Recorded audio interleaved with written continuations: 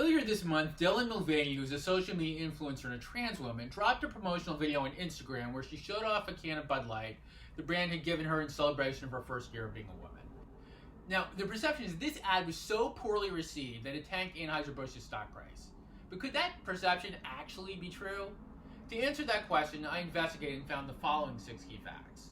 Fact number 1, Anheuser-Busch stock took a hit. According to Newsweek, Anheuser-Busch market capitalization has decreased by around $4 billion since the Dylan Mulvaney ad was published. However, they also found Anheuser-Busch stock price had a similar dip between March 3rd and March 7th when there was no controversy around an ad. It's impossible to know with any certainty what caused the stock dip, but it does seem within the normal fluctuation for Anheuser-Busch stock. Fact number 2, Dylan Mulvaney has gotten people talking about Bud Light. Since her Bud Light post went up, there were 1.47 million tweets mentioning Bud Light. That's in comparison to only 38,000 tweets mentioning Bud Light in the previous 15 days. Fact number 3, the anti-trans pushback about the ad was real. Normally the cycle for controversy on Twitter is one person will make an offensive statement and 100 people will post a tweet denouncing that take. The topic goes viral, but without any real support for the original statement. That is not what happened with the Dylan Mulvaney ad. The ad first became widely discussed on Twitter after anti-trans activist Ollie London reposted the video, getting 7.5 million impressions and over 7,000 engagements. London is an influencer who has had multiple surgeries to make him look like a member of the South Korean boy band BTS. After finding religion, he now devotes his career to stopping kids from transitioning whom he feels are too young to make that decision.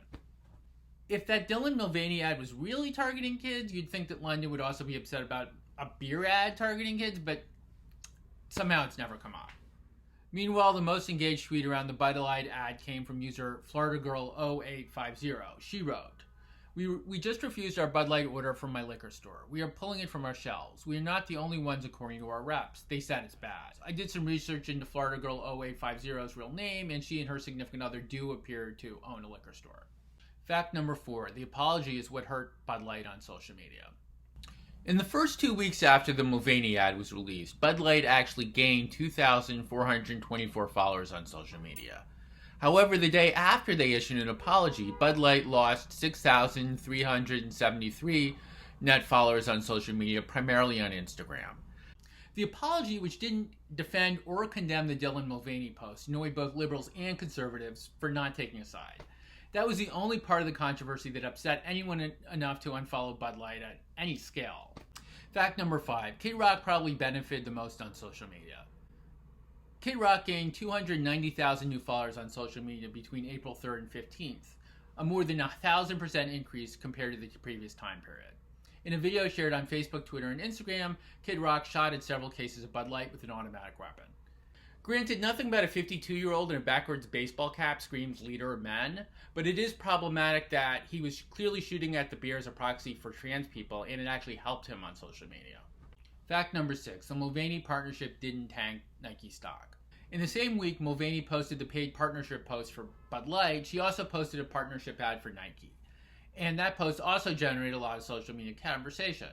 Between April 1st through 15th, there were over 300,000 tweets mentioning both Bud Light and either the word trans or the name Dylan Mulvaney. And over 180,000 tweets mentioning either Nike in one of those phrases. And a lot of those tweets were extremely negative towards Nike, including a tweet by the world's most famous trans woman. Yet, the stock for Nike actually went up. The Nike-sponsored post by Mulvaney was posted on April 5th when the Nike stock was at $120.90. By April 14th, the Nike stock had risen to $125.95. I don't think Mulvaney materially helped the Nike stock or hurt Anheuser-Busch stock, but I do think there are several reasons there seemed to be more hostility towards Bud Light. First of all, the Nike Mulvaney ad didn't address that she's a transgender person, while the Bud Light ad did directly reference her transition. But the much bigger point is anti-trans activists didn't go as hard after Nike because they knew the campaign wouldn't work. Nike has a long history of campaigns discussing progressive issues and not apologizing for those campaigns. Plus, anyone who would boycott Nike for using a trans spokesperson probably already stopped buying Nike products for 10 other different reasons. With Bud Light, it was more of an open question if the anti-trans community could actually get them to change course, and to some extent, it worked. Biggest takeaway from this controversy is brands need to be consistent in what they stand for. Campaigns focused on marginalized groups can be used to build brand loyalty. But if the brand wavers in their support, the campaign is going to end up alienating everyone.